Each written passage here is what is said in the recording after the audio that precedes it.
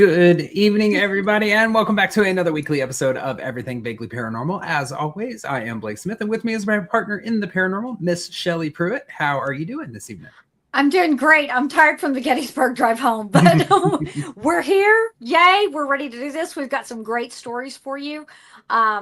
I'm excited for this episode. I don't think we've ever done one quite like I this am before. too. Like, we always spend time breaking down these long stories and giving you every detail that we possibly can.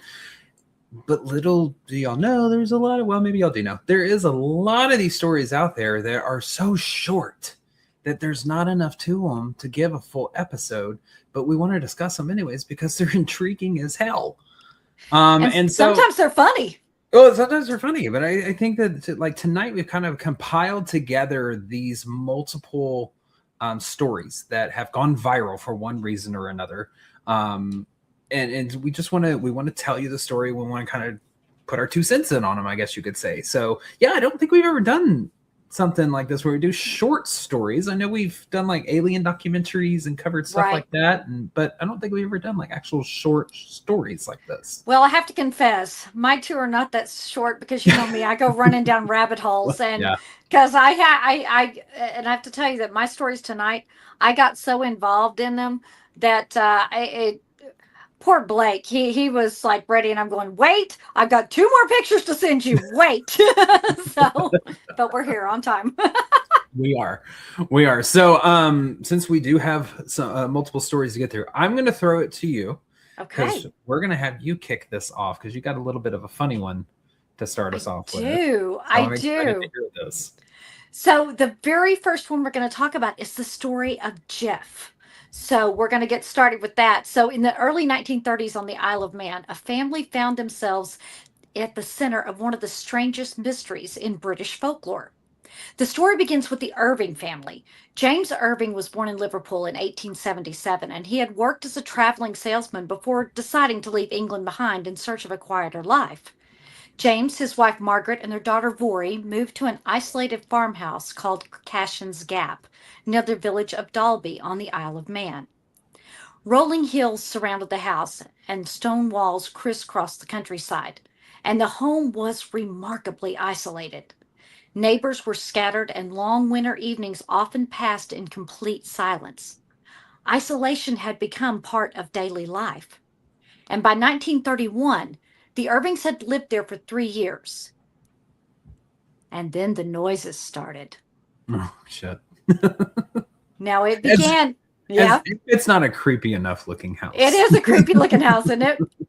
Now it began innocently enough. Late at night, they heard scratching and odd noises coming from inside the walls.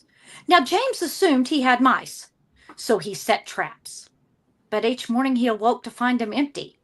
He put out poison, but found no evidence that it had been disturbed. And the scratching became louder. Sometimes it sounded as if something was moving from room to room inside the walls. Now, James even searched the home with a gun, ready to put an end to the disruptive vermin. But can you see him standing in a mouse hole with a gun going, come on out? It's very like Bugs Bunny. It is. It's very Elmer Fudd, Bugs Bunny, Tom and Jerry, definitely. Yeah. But despite his best efforts, the mysterious critter always managed to elude capture. Now, one night, they heard what sounded like soft chatter coming from within the walls. Now, James searched again, but again he found nothing. And weeks passed and the strange noises continued. Then one evening, while the family sat together, a voice spoke. Not clearly and not immediately. It was just a few words, but they had all heard something. In the days later, the family heard faint repetitions of phrases that they had spoken aloud. And they weren't sure if they were being mocked or if something in the walls was practicing human speech. The thing would growl, it would hiss and spit at the family. And this made James wonder if whatever this was could mimic human voices. And if so, could it also mimic animal sounds? So James, Margaret, and Vory started making other animal sounds at their hidden guest. and the creature in the walls mimicked the noises. Birds, dogs, cats, whatever sound of an animal that the family made, the sound was returned to them with accuracy. So Vori decided to test the creature's intelligence. She read nursery rhymes aloud to the wall. And from the wall, the rhyme would be parroted back in a high-pitched voice about 2 octaves higher than a human. And then it began to repeat the family's conversations, slowly mastering the ability to communicate. And then one night, the voice introduced itself. "My name is Jeff." The family sat with wide eyes as the voice continued. "I am a mongoose."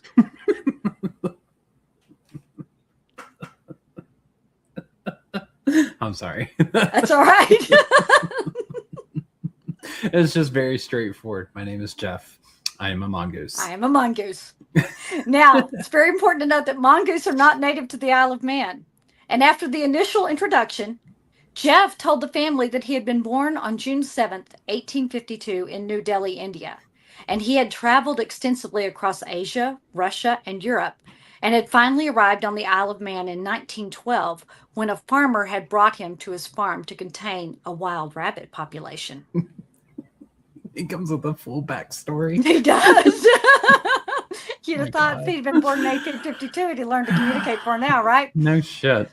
Now, sometimes he claimed he had escaped from a ship, and other times he simply said he had wandered onto the Isle of Man. Consistency was not one of Jeff's strong suits. But Jeff's personality emerged quickly.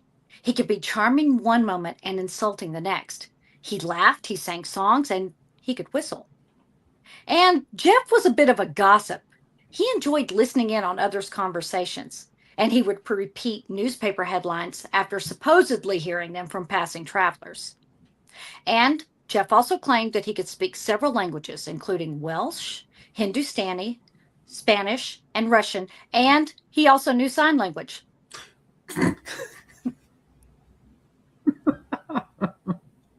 Very talented mongoose. Got a picture of this mongoose right here, just being like, let me sign real quick for you, Jesus. And he also told the family that he could read. Jeff also enjoyed cursing frequently. Occasionally, he would interrupt conversations simply because he wanted attention. He introduced himself with a sentence that would be printed in newspapers around the world. "I am a ghost in the form of a mongoose."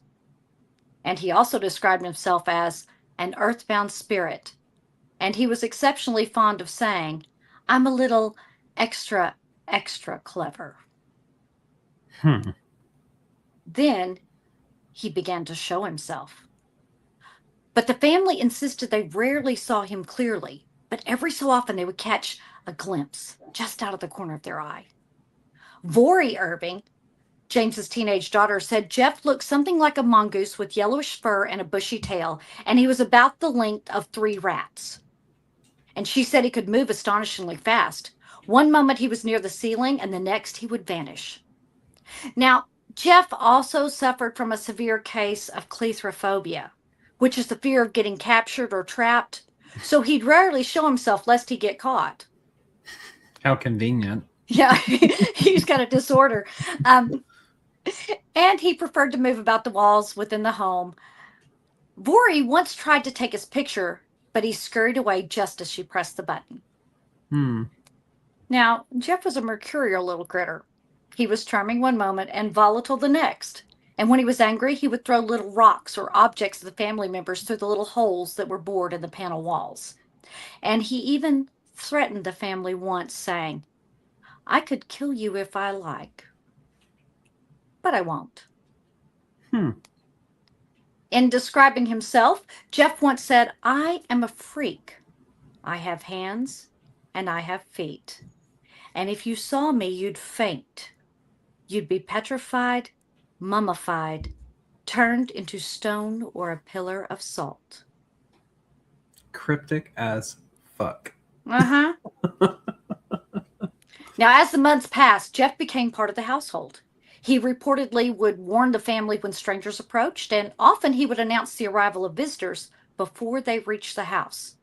And according to the Irvings, Jeff's hearing was extraordinary. He claimed he could hear conversations taking place miles away.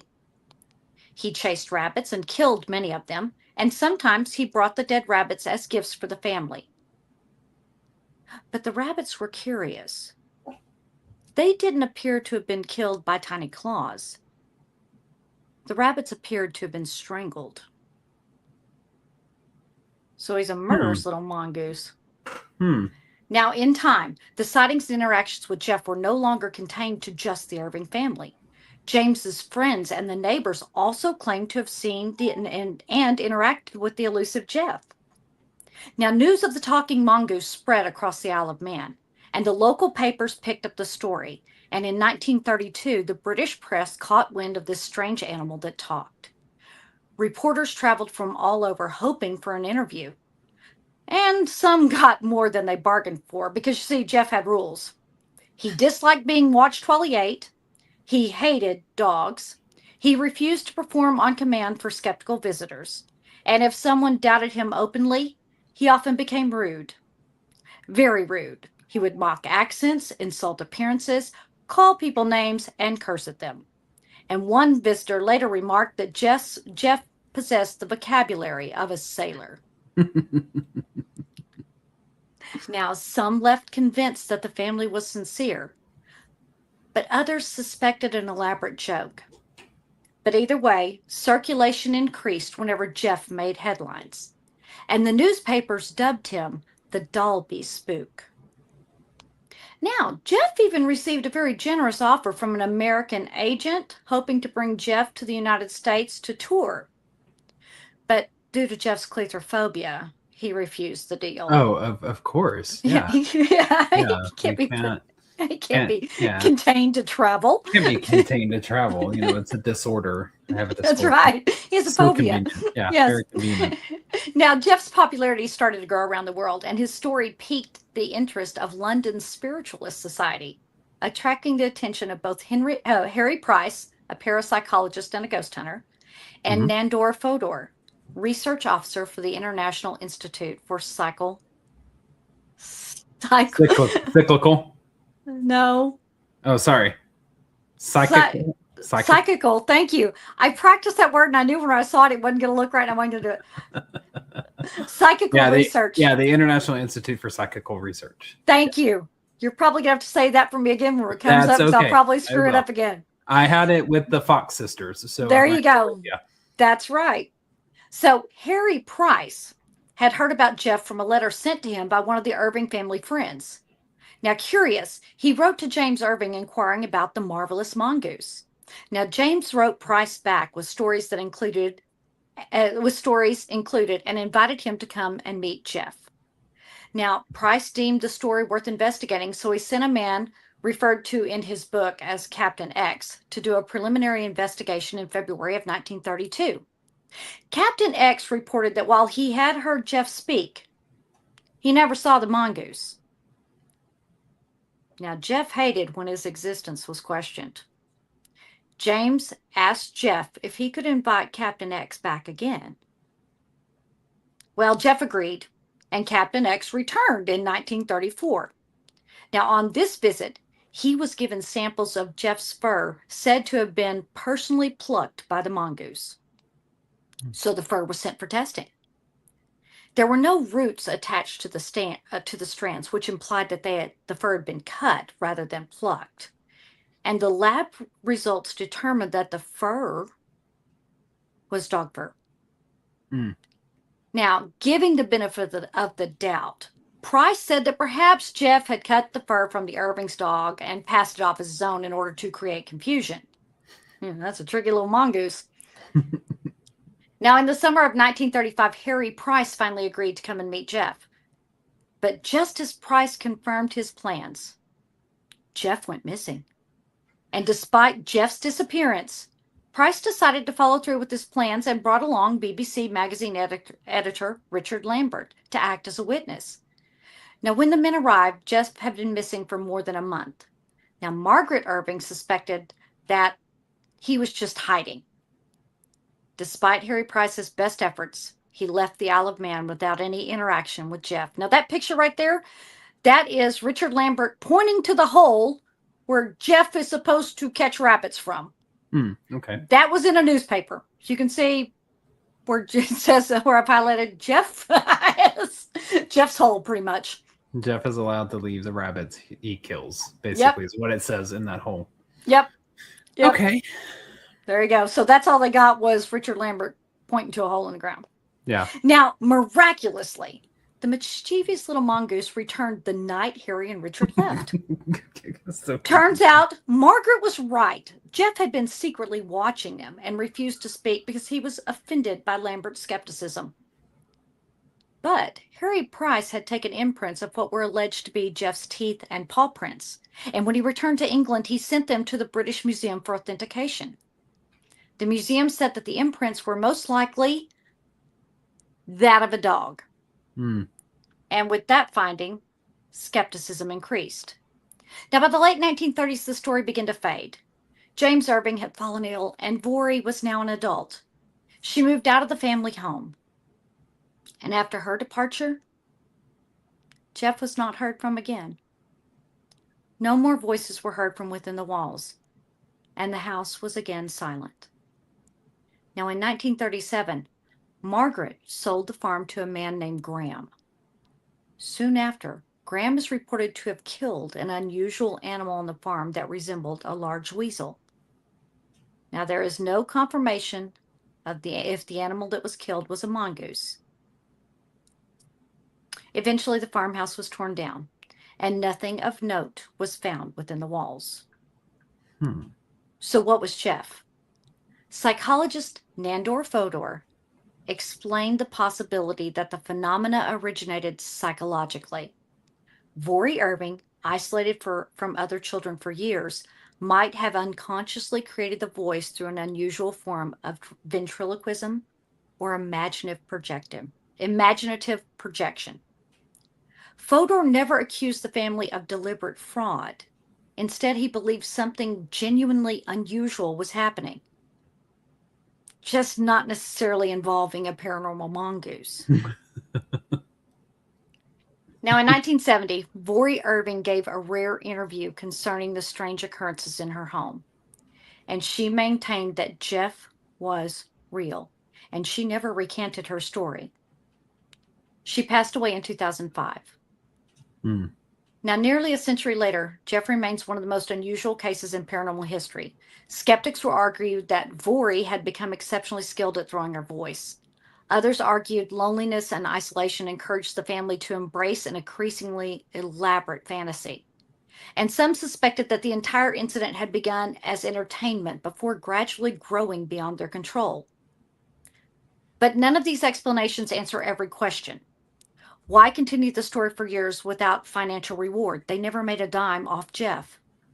Why allow investigators to scrutinize every detail? Why endure public ridicule? Why did the family never seek fame from the haunting?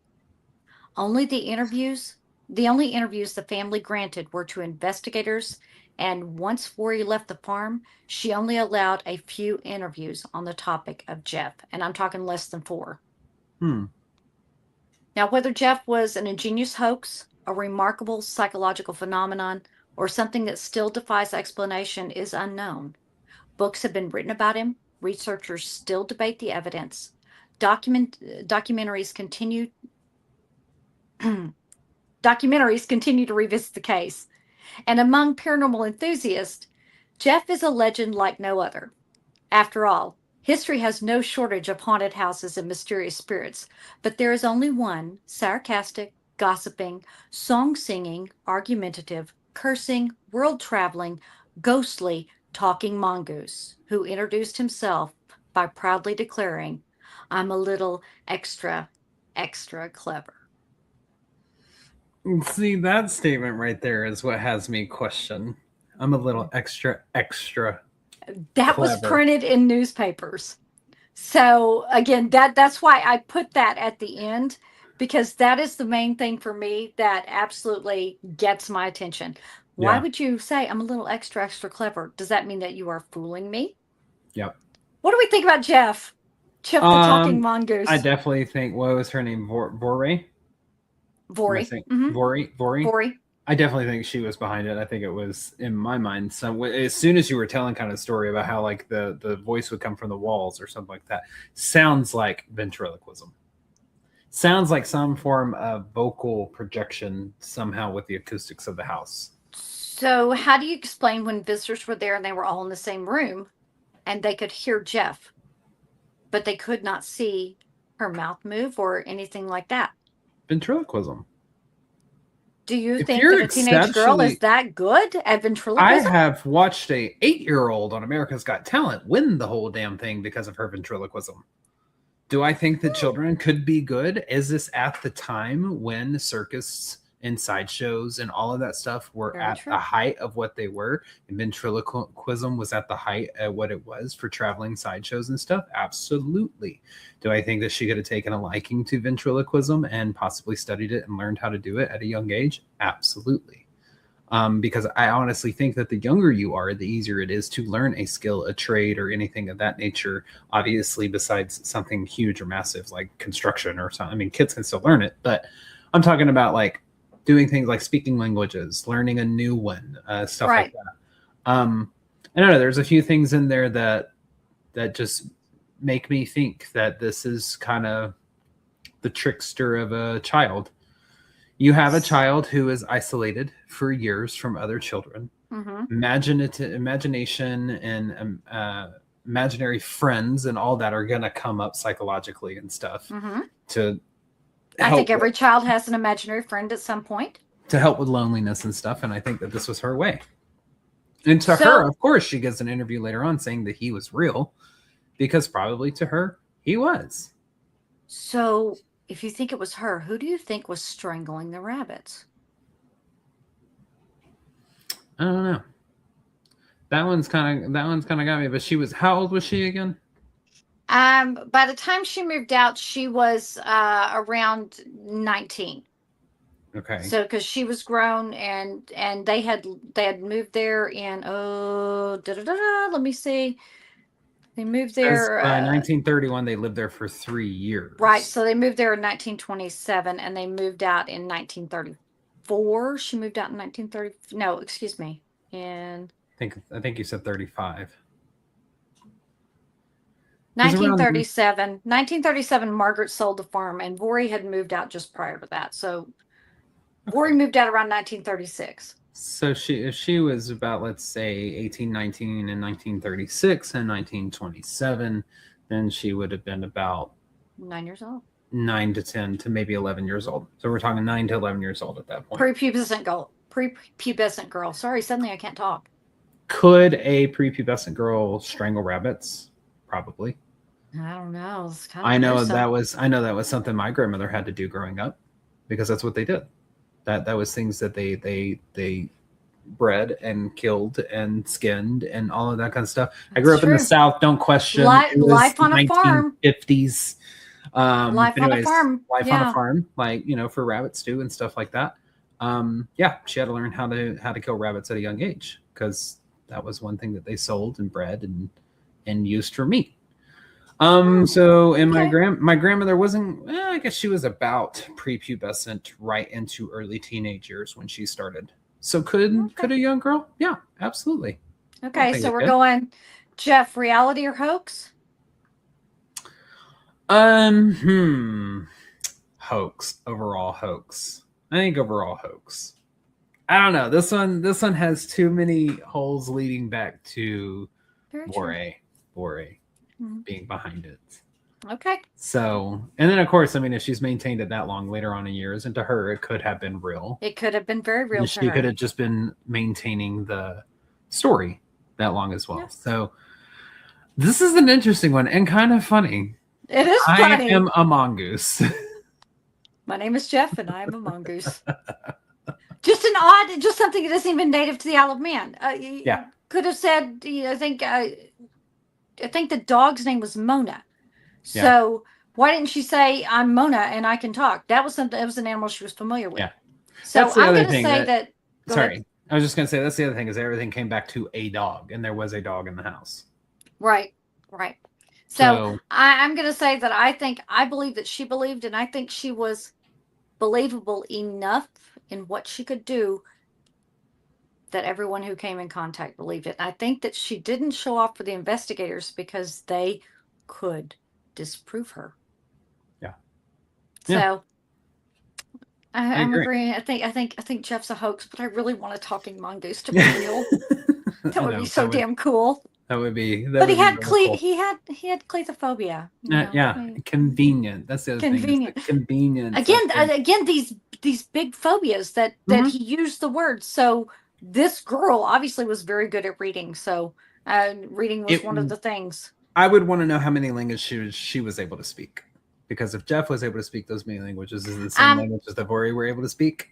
it actually said that a lot of times that whenever he tried to speak Hindustani, that he Mhm. got words wrong.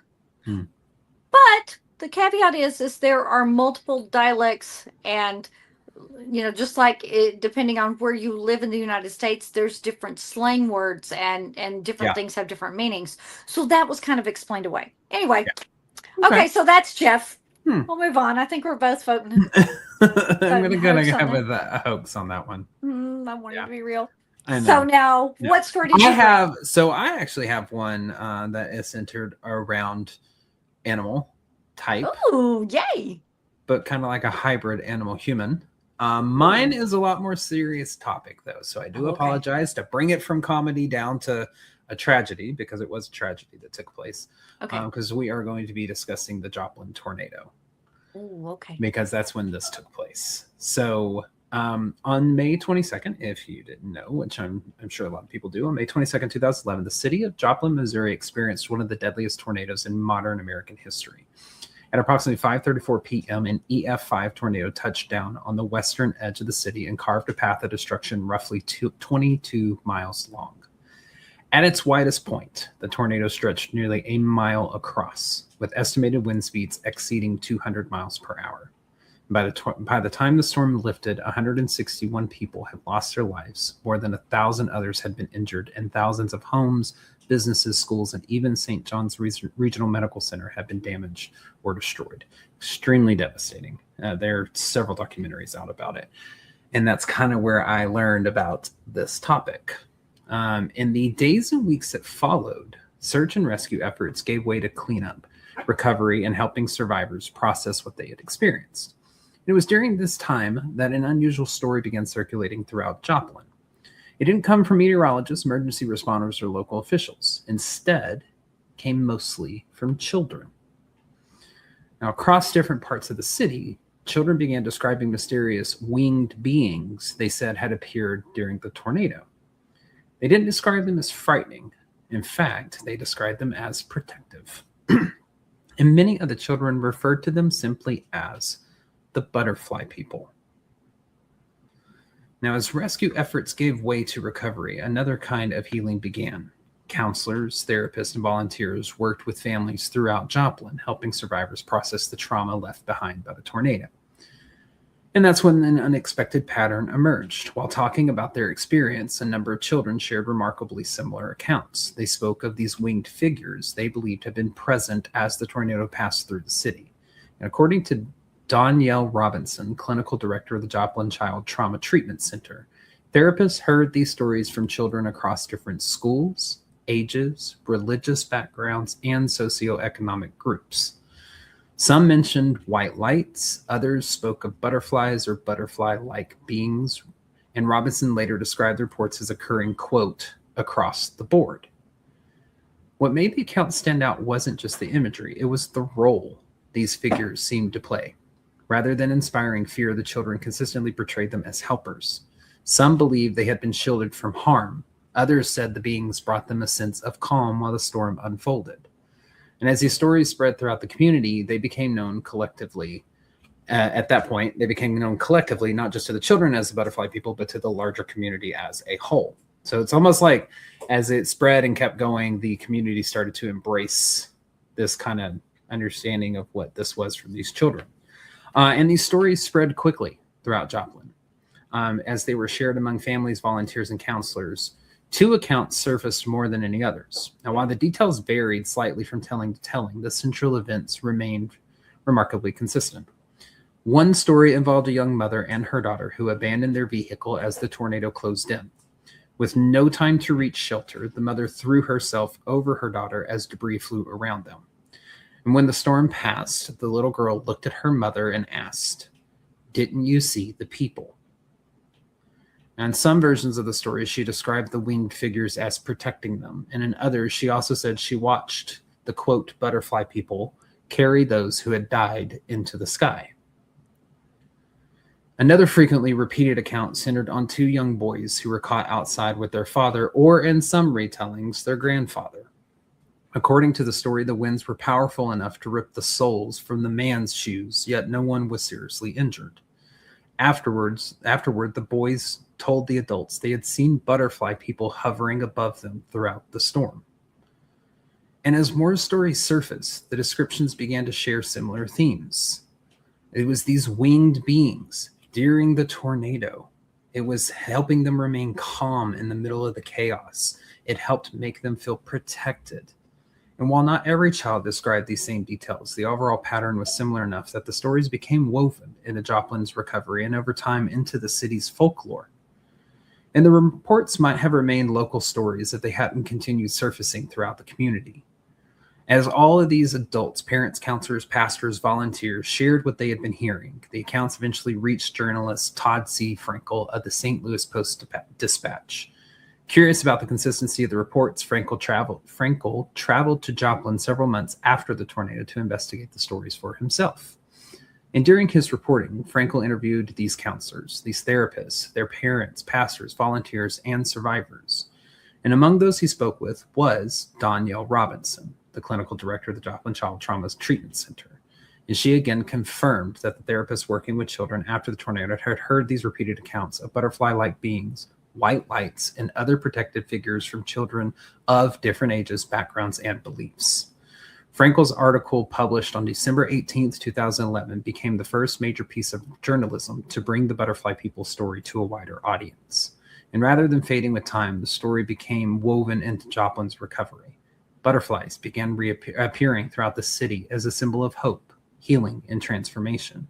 Community artwork embraced the imagery, including Dave Lowenstein's mural, The Butterfly Effect, Dreams Take Flight, which incorporated artwork from more than 300 local residents, many of them children. And in the years that followed, butterfly memorials, gardens, public art, and even a documentary helped preserve the story as part of Joplin's history. Now, we'll say on this topic, that's basically all that I have for the story, because it is not very long at all. Right. But we know how devastating the Joplin tornado was. Right. It is so insane to listen to these people. Not insane, but it boggles my mind to listen to these people describe these wings on these people. That's why they call them butterfly people, because they weren't. My first thing jumps to angels. That was my first thought. Angels, protectors, guardians, stuff like that. But they said that the shape of the wings were very butterfly shape. And that some actually said that they would put their wings over them. And a lot of accounts of these butterfly people going up into the sky with the people that had passed away. So, what do you think of that? I think anybody that has been through a tornado has had those moments of, oh my God, this is it. What do I do? There's nothing that can be done. If you actually witness that devastation, feel that power, hear that sound of that freight train, feel the air go out of the room, you're not thinking clearly. And as much as you want time to speed up, it actually slows down. It slows way down. The seconds feel like minutes and minutes feel like hours. And I think that this is possibly because of everything that would have been flying through the air. And this was an EF5. This was big. It destroyed the entire town of Joplin. I think it is very possible that the things that were flying through the air could have been mistaken for butterflies. There was so much that is wrapped in those wind. Now, what do I want to believe? I want to believe that there were angels that came down and presented to these children an image that they would completely understand and knew was Mm. harmless, which was a butterfly. Butterfly won't hurt you. Mhm. Butterflies can land on your fingers. Butterflies, you can blow on them and they flutter away. That's what I want to believe. I want to believe that there was some greater force knowing the tragedy that was unfolding. I'm getting upset talking about this. Yeah. That something was sent to guard and protect them. So Yeah. that's what I want to believe. And they appeared in a form a child would understand. Yeah. I would kind of agree with you. This is very much for me falls under a guardian entity of sorts. I agree. Whether you want to label it as angel or guardian or spirit guide, even whatever you want to label it as, I think we all would be correct in thinking that. My And personal beliefs. Go ahead. go ahead. Oh, I was just going to say, and the fact that this was reported not just by the students on this street, the children on the street, they were reported by the children on the streets miles away. Right. Um, Yeah. probably different schools. Joplin is a big city, and it, they may not have been gone to the same schools. They may not have even known each other, but yet they tell very similar stories. Yeah. I think that something was not prepared to, while something might have been sent to devastate the city of Joplin, it was unwilling to let the children perish. And there were a lot of people that died. Yeah. But Unfortunately. I think that there was something that decided to protect. Yeah, go ahead. I'm sorry. I don't know. I think I you can get into a whole mess of things with Mm-hmm. this topic and being able to discuss of whether your beliefs are predestination or not, or if you believe in angels or don't, or protector spirits or don't. My personal belief is I do believe that there are um, angelic beings. I do believe that there are protector spirits and all that kind of stuff. I do kind of sort of believe in a when it's your time type thing. And unfortunately, I know that some people lost their lives during this, and I don't mean to lessen that at all by saying that. Right. I'm putting it in context of the butterfly people, strictly why these people would be protected and why these people would not or not have experienced them or unfortunately lost their lives. So I'm not lessening that. I'm just putting it in the context of why these people are seeing it and being protected. Um, I would have to fall under protector being of some sorts. I don't know exactly because I've never heard of anything that would be like a protector being with butterfly wings. I know Yeah, that I there are haven't either. angelic beings that have guided individuals. This could also fall under the phenomenon. What is it called? The third man factor or something like that. When people are experiencing very um, chaotic and life threatening moments, that they see an entity or a person guide them out of their worst moments. I think it's called Mhm. the third man factor. And that's how they survived, so I definitely think this falls under that umbrella. I definitely think something was with these people.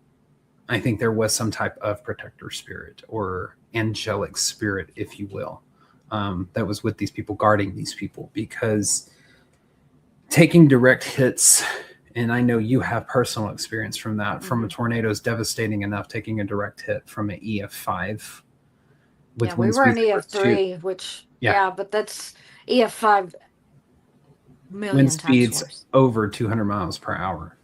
And you're right. I think in those moments that I don't have anything that I can compare being in a tornado. I've never been in one that I can remember.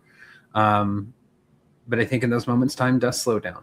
And I think that that's when those beings are able to be seen, is because I think it's almost like a reverse effect that your brain does psychologically, where there's so much chaos that it almost You have to causes slow it your down to brain to process it. slow down to process. And so therefore things like this are able to be seen, because they're around us all the time, guiding us, protecting us and stuff, these Now, I spirits. know that a scientist would say to you that the tornadic winds do very strange things. Mm-hmm.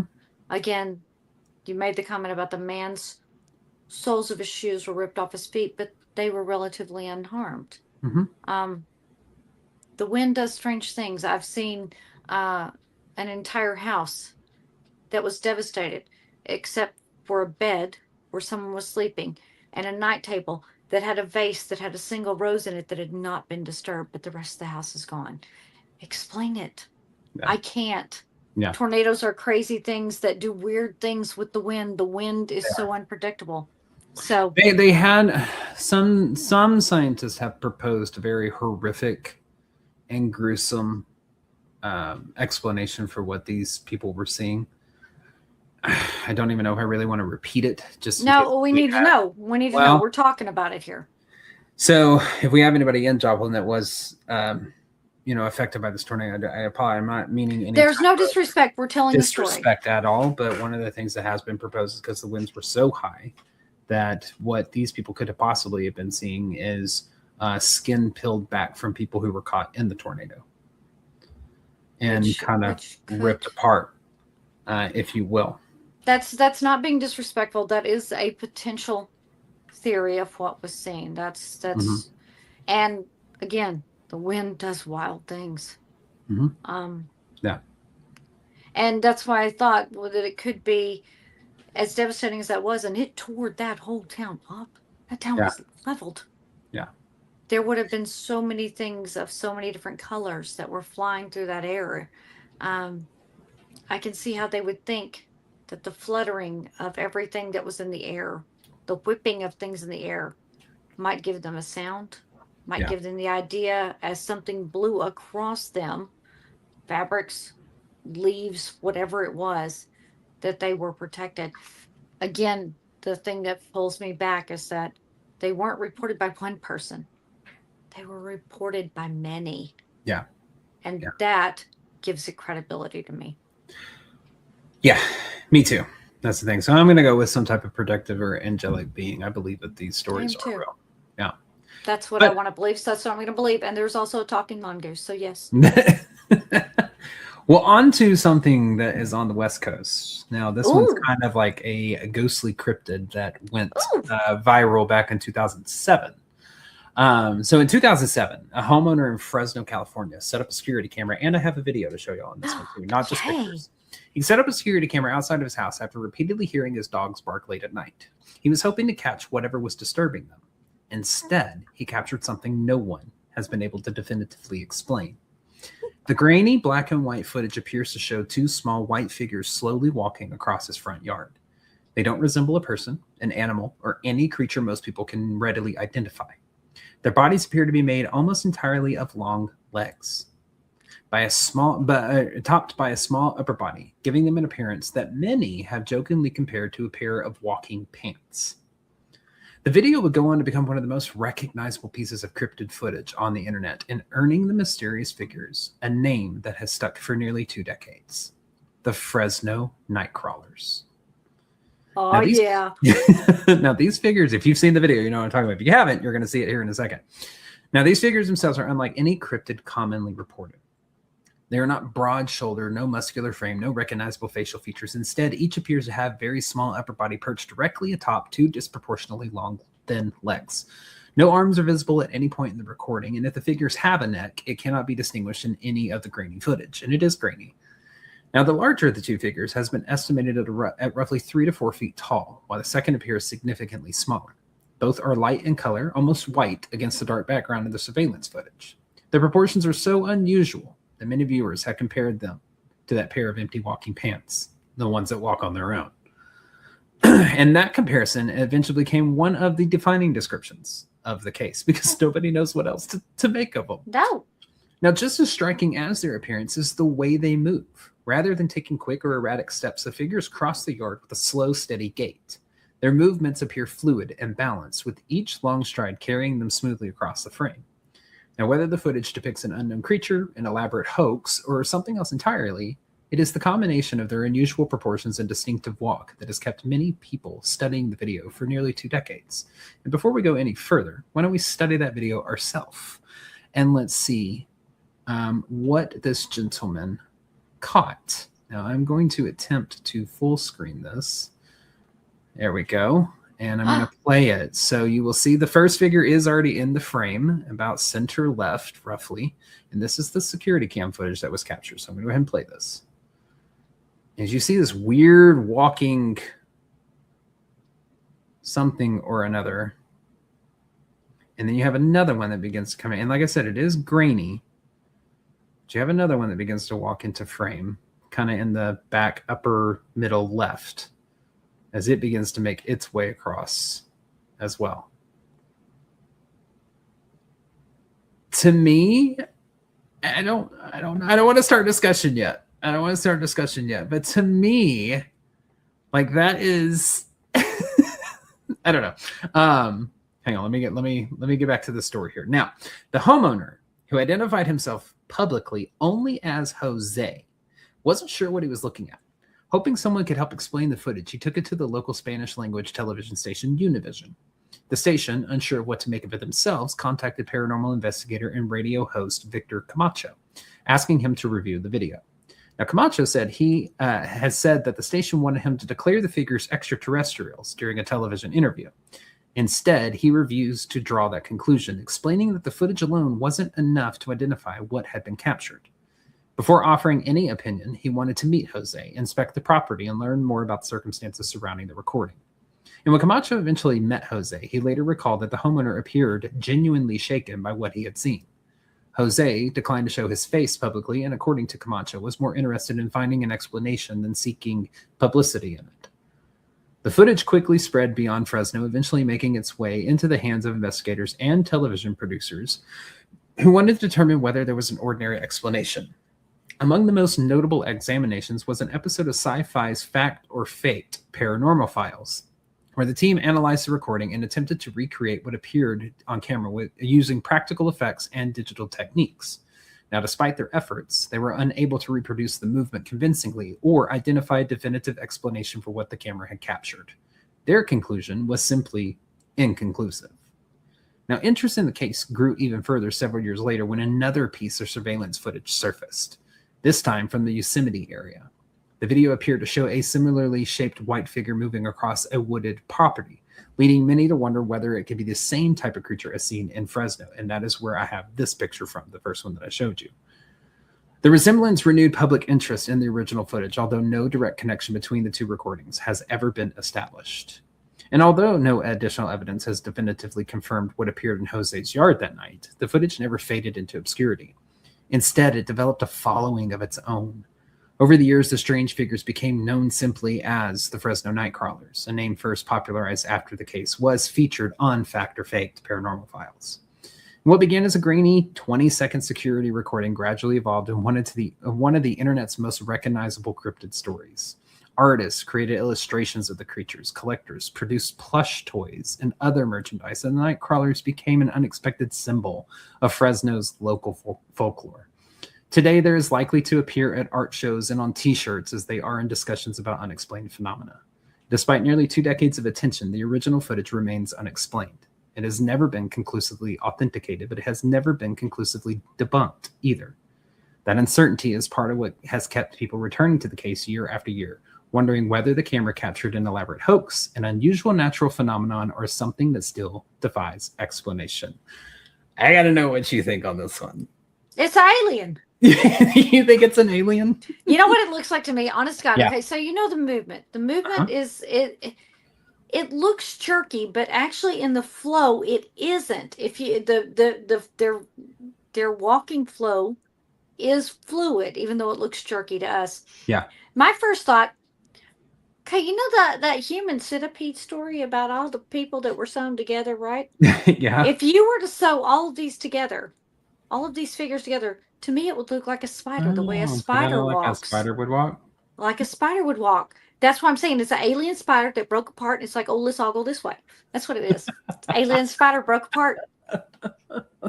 I don't know what to make of this because I don't know. It looks corporeal, to me. I mean, it doesn't look ethereal. It doesn't look, it looks like solid as you and I. Mm-hmm. But where the hell does it come from? Because the one that comes from the back just kind of almost fades into view is what it seems like. It's it almost seems as it might be like an interdimensional being. of some An sort. alien, An right? alien of some sorts. I know. I think I'm going to have to go with alien on this. I think it is an alien. And other than those two, and to me, the very first picture you showed does not look like the security cam footage to me. No, this one does is not. That does not look like that matches to me. But that's the Yosemite one. Right. So they have never been seen on Jose's property again, correct? Correct. Okay.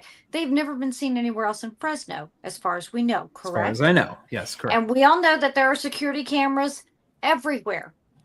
So if this was a one-time thing, which I'm going to believe it is, because with that being so unusual, don't you think that Jose probably flipped out, probably went and asked his neighbors, did you guys see anything weird on your security camera? I think it had to have popped in and popped out for not to have been caught on any other security cameras that we know of. Yeah. Someone pulling a prank or a hoax, there's got to be footage of somebody coming up to the neighborhood, coming up there, putting on their getup, walking through. Somewhere they have to take their getup off. That's probably going to be noticed by a security camera. So being that we don't have that, and you're right, it does just seem to fade in. It's an alien. Yeah.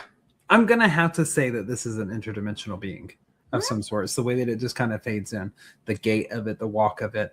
And I don't know if maybe it's like, you know, the little alien from Men in Black. Did you ever see exactly what I was thinking? And he that's opens his suit. the face, and that's the little guy's in there. And dude. I think this is the suit that they're traveling in. I agree. The tall one is about 3 to 4 feet tall. So that means that the other one is smaller than that.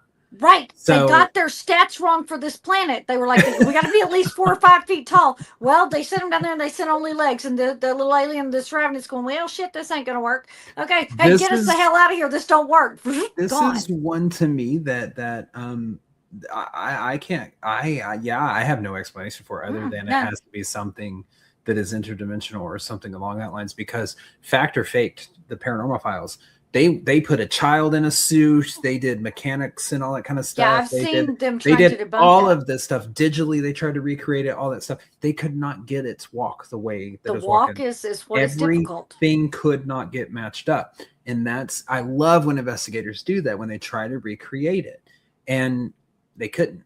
So that lends a lot of credibility to me for this one. And the way that it fades in and just keeps walking, and it's kind of this weirdness. The fade in is interesting. The walk, I think that if you got the motor mechanics, I think you actually could figure out you may have to build something to walk that way. Yeah. Specifically take measurements, get the gait, get the timing. I think you could probably build something to walk that way. But the fade in and fade out, explain that to me. Yeah. That's what I don't understand. Okay.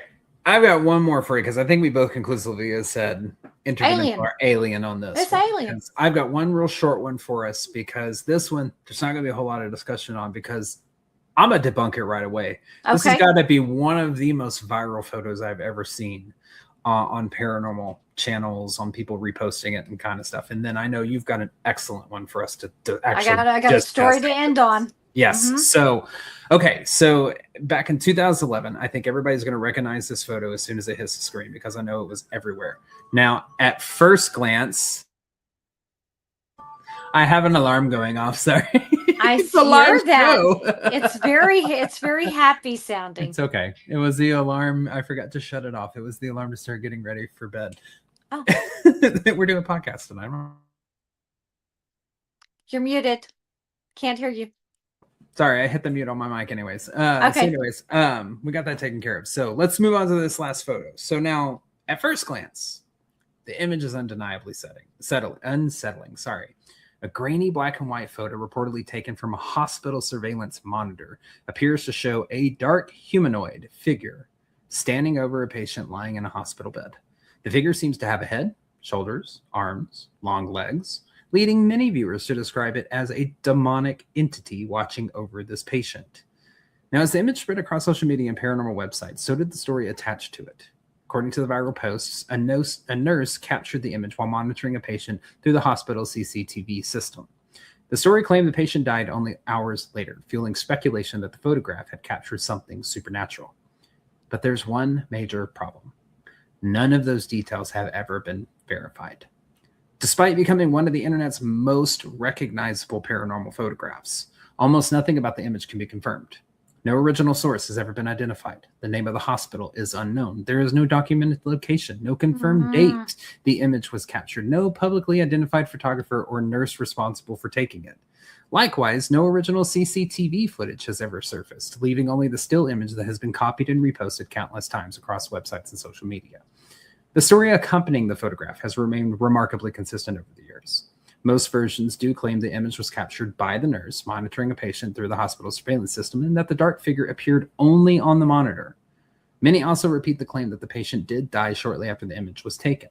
And despite how frequently these details are shared, none of them have been independently verified. So there is no evidence to produce to support them. We can't examine anything, but we don't even know the hospital to go to see if it looks, if that room matches what's on the CCTV. Yes, exactly. Okay. But as interest in the photograph grew, people began examining the image more closely. Some focused on the possibility that it had been digitally manipulated, while others questioned whether the figure was actually a single object at all. And with no original CCTV footage available, the image itself became the only piece of evidence anyone could analyze. Now, one of the most widely accepted explanations came from members of the online investigative community Metabunk, and I actually have their photo that they show of this as well. Rather than treating the dark figure as a single entity, they separated the image into its individual components. Their analysis suggested that what appeared to be a humanoid figure was likely an optical illusion created by several ordinary objects aligning from the camera's perspective. According to that analysis, and here's the breakdown. Okay. According to that analysis, the legs, quote unquote, of the figure are formed by the patient's bent leg. The apparent torso is largely the hospital bed rail, and the upper portion is likely a combination of equipment and other objects in the room blending together in the low-resolution image. And once those elements are identified individually, the imposing figure that initially appears so obvious becomes much more difficult to see. Now, one reason the image proves so convincing is a psychological phenomenon known as pareidolia.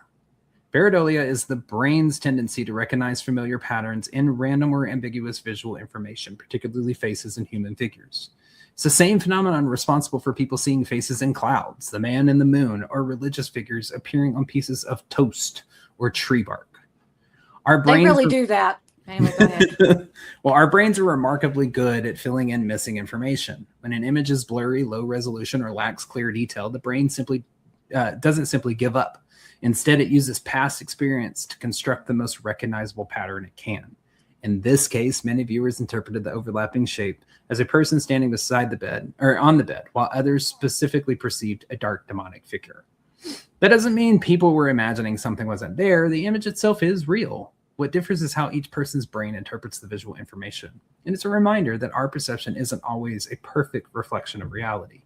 Sometimes what we believe we're seeing is influenced just as much by our minds as the image in front of us.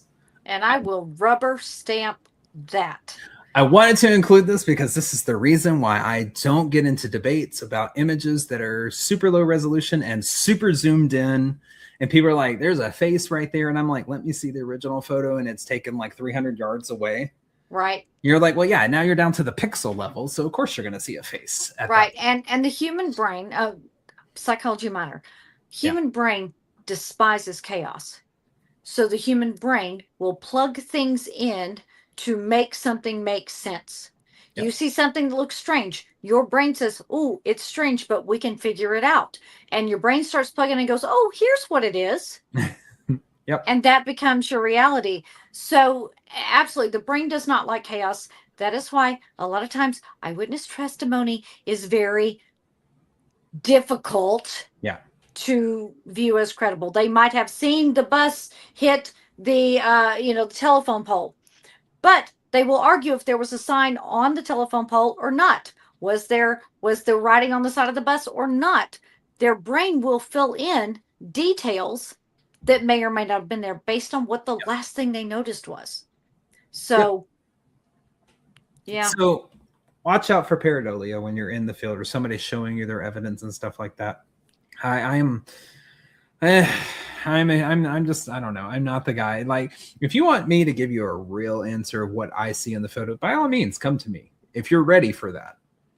But don't bring me your paranormal footage or videos or images or stuff like that if you don't want a real explanation of what it could potentially be, because those are the things that go through my mind when people show me photos like this. When I see something like this, I'm like, okay, what could that actually be? I start going through what's in the image. Can it be this? Blend with Yeah, the first thing I'm going to do is take the bright all the way up and remove all the shadows so I can see what's actually in the room. Yeah. And when I do that, you'd be surprised how many things disappear. Now, if I can't make something disappear, whenever I'm looking at it, 'cause that's the first thing I do is the original image, and I take out all the shadows. And whatever's left, that's what I start looking at. And a lot of times, it's nothing. Yeah. So I wanted to include that one because that was probably the most viral photo from 2011 in the paranormal world. It blew up everywhere. I remember seeing that. Not a demonic entity, though. Just a combination. I don't think so either. So pareidolia at its finest. I agree. I'm going to rubber stamp that one. We have something that might not be pareidolia. Shelly, tell us about this last story. This last story. The Philip experiment. The Philip experiment. Now, where attention goes, energy flows. This saying is meant to be an inspirational metaphysical quote. But what if it's actually a law of the universe and it manifests in ways that we never thought possible? Now, in the early 1970s, a group of researchers in Toronto set out to prove that ghosts were all in our heads and hauntings were nothing more than projections of the human mind, a belief system of the collective that manifests into our reality. But what these researchers ended up doing was far stranger than they ever expected. They created a ghost, and then they lost control of it. And this is the story of the Philip experiment. Now, Dr. A.R. George Owen, a mathematician at the University of Toronto, and his wife, Iris M. Owen, were founders of the Toronto Society for Parapsychology. Say it for me. The Toronto Society of Psychical Research. Psychical Research, thank you. Otherwise known as TSPR, which is what I'm going to call it from here on out. Okay. Now, George was a true scientist. He was rational and meticulous and had lectured in genetics and mathematics at Cambridge University. Iris was not academic, but she had a deep interest in understanding human consciousness. And they had become fascinated by reports of seances, table tipping, and poltergeist activity.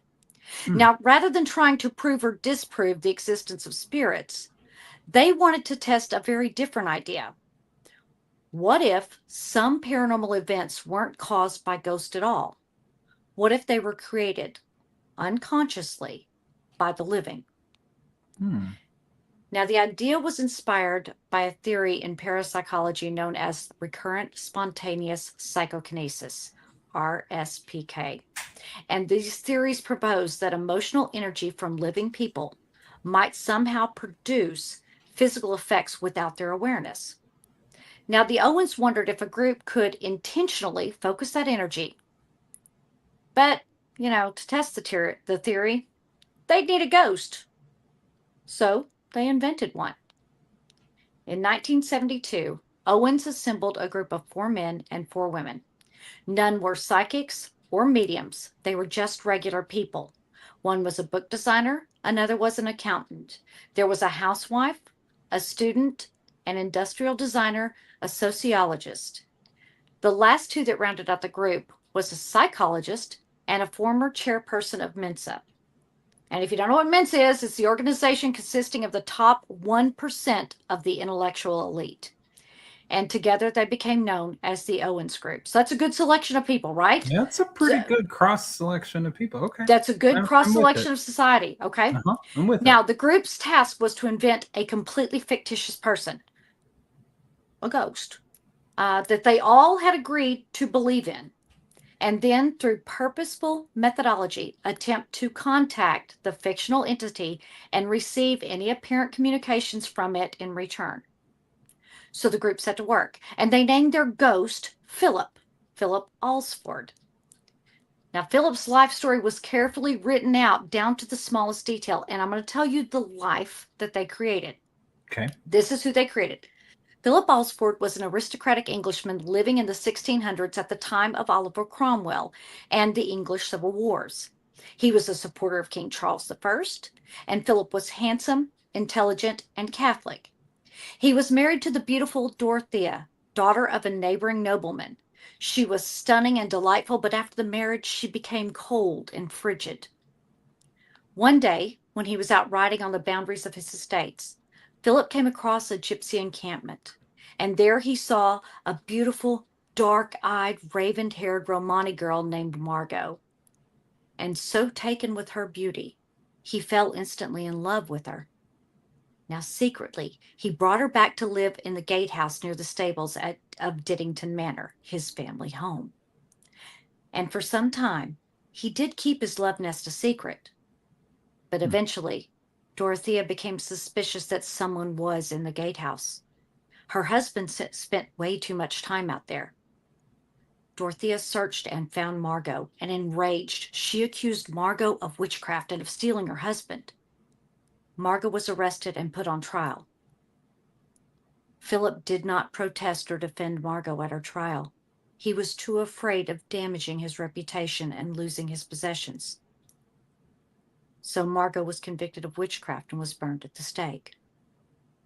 Now Philip, stricken with guilt and remorse that he had not helped Margot, in despair he paced the battlements of Diddington, and finally one morning his body was found at the bottom of the battlements. He had thrown himself from the top in a fit of agony and remorse.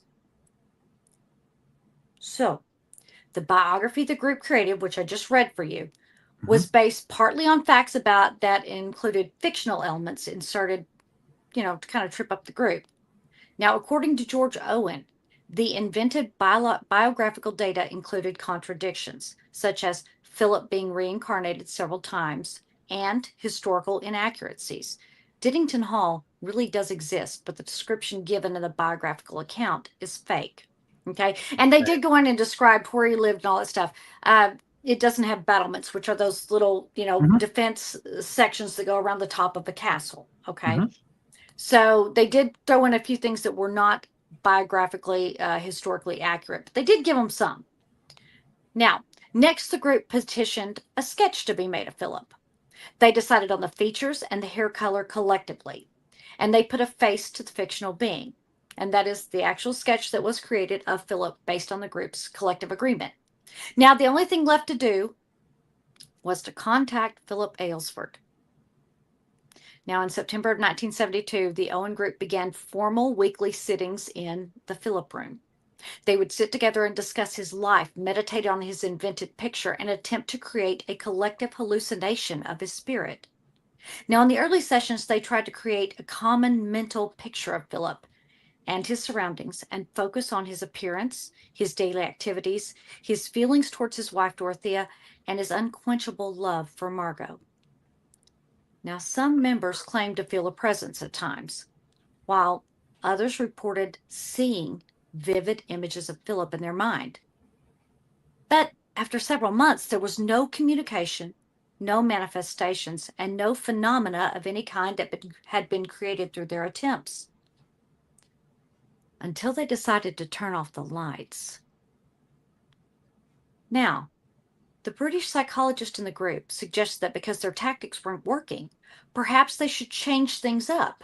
He suggested they shift their sessions to provide an atmosphere that was less academic and can make it more conducive to the summoning of ghostly spirits. So the group decided to mimic the procedure used in a traditional spiritualism-style seance session. The lights were dimmed, and the group gathered around a table. They placed their fingers lightly on the surface and called for Philip to appear. Well, nothing happened the first time, but they kept trying. And one night, just after the seance had begun, from out of nowhere came a loud rap that echoed through the room. It was distinctive and clear, and members of the team said that it was so violent that the table itself vibrated. The rap was followed by several distinct knocks. Now, after the first communication from Philip, the group began to question the entity. They requested 1 knock for yes, 2 for no. They questioned him about his life, but they noted that the only details provided were those that the entire group knew. So they theorized Philip's answers were being fed into the conversation through their own collective unconsciousness. But as they continued with more seances, the interactions became more intense. The group learned that the entity that they had conjured had a distinct personality. He had likes and dislikes. He had strong opinions on various subjects, which he made very clear through his enthusiasm or hesitation in his responses. Loud knocks were received in answer to regular questions, but when asked about his wife Dorothea, scratching noises emanated from around the tables and chairs. And then the verbal communication began. Members were startled to hear whispering in their ears. Then the physical manifestation started. The group was stunned when the table suddenly and violently jumped and slid across the floor. It had undoubtedly moved despite being on thick carpeting. It is documented that at one point the table began to dance, tilting on a single leg and spinning. Now, being researchers, they had questions as to what they were witnessing. And to rule out hoaxers, paper doilies were placed on the table under the fingertips of the participants to rule out any conscious attempts to make the table move. Cameras and audio equipment were brought in and placed strategically to capture any purposeful attempt to move the table using the participants' knees.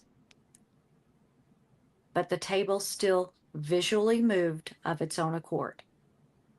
Auditory studies of the recordings of the loud knocks, they showed a unique sound envelope signature, one that could not be reproduced by the researchers.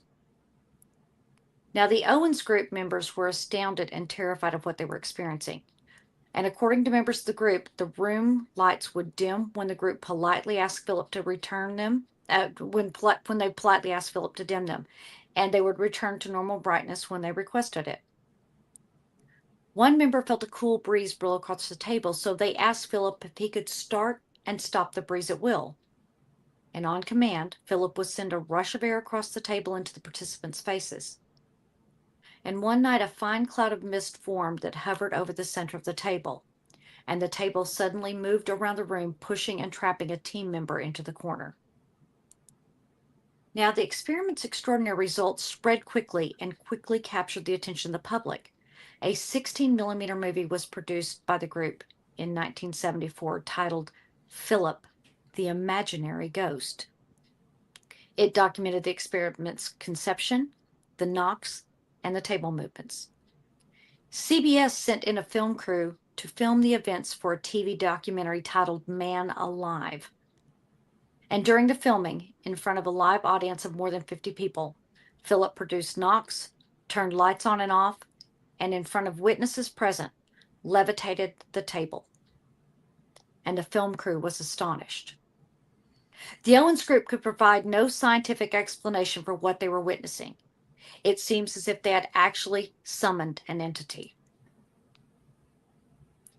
Now, some believe that the group truly made contact, but those that were more skeptical suggested that the experiences were not with the other side, but more likely a form of psychokinetic phenomena, the ability to affect the physical environment without any physical contact. But regardless, the Philip experiment produced results that continue to confound researchers to this day. And the success of the Philip experiment prompted the Owen group to launch more studies. 5 weeks after the Philip experiment ended, George and Iris assembled a new group of people and began again with a new ghost named Lilith, who was a French-Canadian spy during World War II. Then another group with a new ghost named Sebastian, and he was a medieval alchemist. And the last ghost was named Axel. He was a man from the future, from the year 2200. And according to the researchers, all the subsequent experiments produced unexplainable communications and physical manifestations. Now, the Philip experiment left researchers with unsettling conclusions. If a group of people could create a ghost through beliefs and focus alone, what does that say about the nature of hauntings?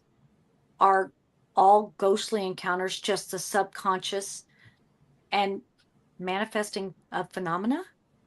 Mm. Could poltergeist and spirits actually be projections of human thought? The experiment began as a test of psychology and ended as evidence that our thoughts might be able to shape reality itself. Does the idea of mind over matter actually work? Can focused human intention physically influence the world? Do hauntings stem from emotional energy rather than from actual spirits? And the final question that must be asked, are we being haunted or are we haunting ourselves? The good old age-old question there. Wow, I don't know if I had ever heard of that experiment. I had never heard of this experiment, and where I found it, I was fascinated. Hmm. I was fascinated. That I can't. Okay, so sorry. Go ahead. Finish. I was just going to say that they had this. These were not people that believed in ghosts that set out to do this. Right. A mathematician that was he was a scientist in mathematics and in genetics. Mm-hmm. And his wife Iris, who was not academic, was interested in the idea of people creating with their mind and manifesting with their mind things. And this was about as controlled as it could be. Right. They gathered together in the same room. They were a very well cut cross section. Mm-hmm. And yet, when the collective bought into the idea, things began to happen that were documented not only by the researchers who could be accused of perhaps to up their research, make things happen. They brought in a CBS News crew that were filming this information. And it was caught on camera, this table lifting up. There is some of this footage that you can find on the internet. It is sparse. It is heavily copyrighted, which is why I do not have any of it for you, but you can find it. It's very broken. You might be able to find the documentary from the research group. I did find snippets of that, but it's very fragmented and not a lot of it survives. And that to me becomes a question because doesn't CBS archive everything? No, I'm sure that they do. I'm sure that Yeah. it's not technically lost. It's not technically lost. That's what I thought too. So anyway, go ahead. Tell me your thoughts on this. Why, see, in these instances is why I always get into these conversations of why does it have to be one way or the other way? Everybody always starts to think like hauntings have to either be subconsciously we're haunting ourselves through psychokinetic energy, these tulpa ideas, these egregores, stuff like that they have to be manifestations of our own thoughts or a collective thought, or in haunted location, let's say people coming there to expect a certain type of haunting, they're going to get that type of haunting because they're bringing the energy with us or with them. But why can't it also be that some hauntings are just hauntings? Why can't we have both? I think that we so underestimate the power of the mind, the power of energy, the power of belief. That is a huge thing. This group's intention was so strong. We are going to create this entity. We are going to give it a backstory. They gave it everything, character flaws, blah, blah, blah, all this stuff. That they believed in it so much. And there's so much to be said about the power of belief and of manifestation. You know, it's you see it when people pray, when people do rituals, when people do spells, when people that is all manifestation. Yes. When you start thinking like, oh, I'm going to get better, I'm going to heal, I'm going to be healthy, it starts to turn out that way in some areas. Now, I know there's outliers out there, and I know that people can come from me by saying, no, I have a chronic illness and everything, and I get that. Those are your outliers. But I'm talking about like if you have, if you're sick with the flu or something, you're like, no, I'm gonna feel better. You really believe that shit. Could talk yourself into it. You can talk yourself into it. The manifestation is very powerful. So yeah, I definitely think that this is something that is very interesting. And now I'm scheming about how to run my own experiment with it. Your own Philip experiment, right? I know. Because that's a lot of manifestation and a lot of intention set behind that. So it does not surprise me that this group was actually visited by some type of entity. I would not be wrong in saying, in my opinion, that, yeah, this is definitely the exact definition of like a tulpa or egregore or something, a thought form entity of some sorts these people created and then started to kind of lose control of, if you will, because that's typically how those entities go. Now, I will tell you that I looked to see what became of Philip once the experiment ended. Well, the Philip room, for all I could find, ceased to have activity when the members of the group disbanded and the experiment was over. The collective came apart. Broke apart. Huh. That perhaps it was the common belief, the collective belief, the collective energy, the collective agreement amongst them, because they had to agree when they started this that they were going to believe in whatever they created, which is why they all got to write parts of the story in. They all got to agree on what he looked like. They described to the person who was doing the drawing what they wanted him to look like. They had agreed. Yeah. And when the collective was no longer together, it's like he disbanded. Philip just vanished. Yeah. It's almost like he disbanded when they disbanded. Which could explain why, if you've gone into a building that hasn't had a lot of activity for a very long time, and nothing happens, but you continue to go back, you continue to go back, you continue to go back, because you just know there's something there, and suddenly you start to get communication. Is that you? The return, now you're noticing things, you're going back so often, now things that were unfamiliar are now familiar, so you can definitely pick something that's out of spot, out of place. Or is that because you've come back believing that something is there, and that perhaps you have, now I think, what I call that is, I think that I'm sending out a message, I'm turning on a light going, hey, I'm here, who wants to talk? I'm like Motel 6, the lights on, everybody come talk. Okay, right? I'm open for you. Yeah. But when I leave, we're turning that light off.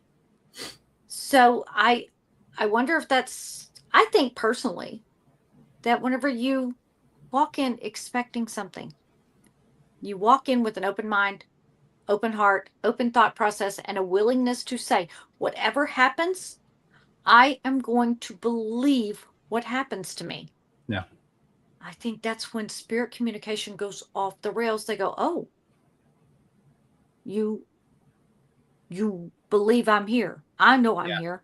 And I think that's why a lot of skeptics say, nah, never going to happen. You're right. It never will for you, because you keep that light not only shut off, you've taken it out, thrown it in the trash can, stomped on it, busted it, and left it out for the garbage man to pick up. So you're never going to have that. So what do you think? This is an intriguing experiment. I'm going to give these people a lot of credibility, honestly, because I do believe there's a lot behind psychokinetic energy that we have yet to discover, and there's yet to be fully documented the way that it needs to be. I do think that people have the ability to have a power of manifestation or a manipulation of their own physical environment around them, as long as your intention, your belief there is strong enough in it.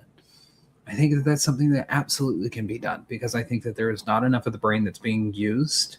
And what is energy other than, basically wavelengths and frequencies and all of this stuff mixed in together.